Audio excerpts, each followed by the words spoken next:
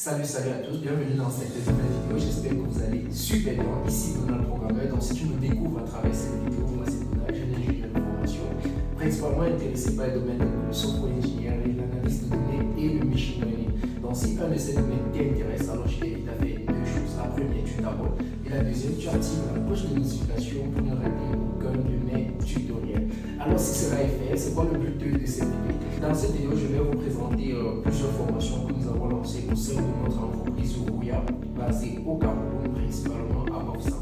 Donc nous avons lancé plusieurs formations qui se déroulent en présentiel et aussi en ligne.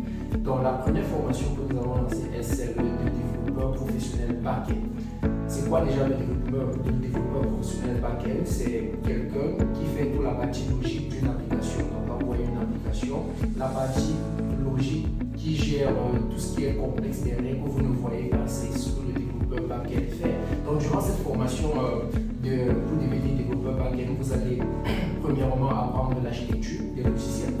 Deuxièmement, vous allez apprendre à faire l'analyse en utilisant le UML, le Unified Modeling Language.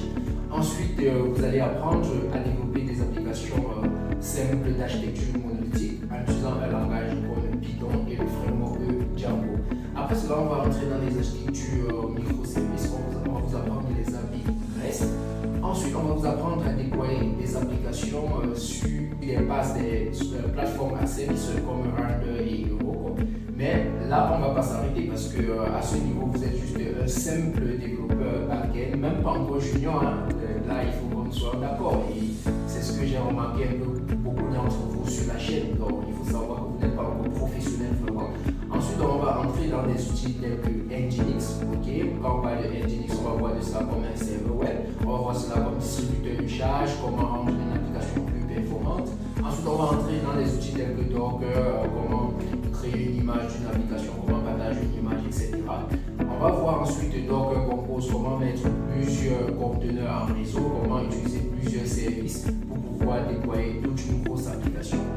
Après cela, on va vous montrer comment déployer une application complexe sur un VPS, donc un Virtual Private Server, en utilisant Docker, Nginx, Docker Compose, Server pour l'inclusion pour le SSL, en fait, pour tout ce qui est domaine SSL. Voilà, donc ensuite aussi on va vous montrer comment les DNS fonctionnent, tout ça. Donc ça sera la plus grosse partie de cette formation. Et jusqu'à là, vous n'êtes pas toujours encore professionnel.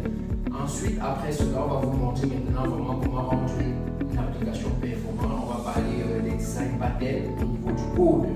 Beaucoup de développeurs ne savent même pas ce que c'est qu'un design pattern. Donc on écrit un peu du code de spaghetti en fait. Donc là, on va parler des design patterns. On va vous montrer comment rendre vos applications performantes, comment mieux écrire du code en fait. Enfin de cela, on va entrer maintenant dans le déploiement plus complexe, mais cela c'est tout un domaine, c'est ce qu'on va appeler le DevOps. Donc, on va partir sur des plateformes telles que Azure, AWS, mais ça sera à vous de choisir.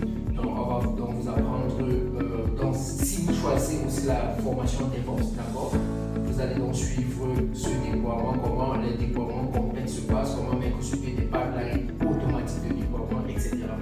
Dans notre entreprise aussi, nous avons des formations en développement front-end, des formations en analyse de données, des formations en machine learning, des formations en UI UX design.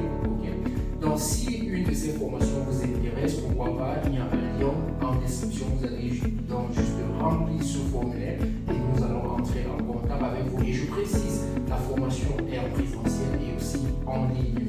Je fais partie des formateurs de cette formation. Donc voilà, et à la fin de la formation, pourquoi pas nous pouvons vous recruter dans notre entreprise Ouya ici au Cameroun ou bien vous envoyer dans d'autres entreprises où nous sommes partenaires. Pourquoi? Parce que de nos jours, vous savez, il y a de la demande au niveau sur le marché pour les développeurs et c'est difficile de trouver un développeur compétent. Donc parfois, nous sommes obligés donc de former nos propres développeurs et de les recruter. Donc n'hésitez pas si vous voulez travailler pour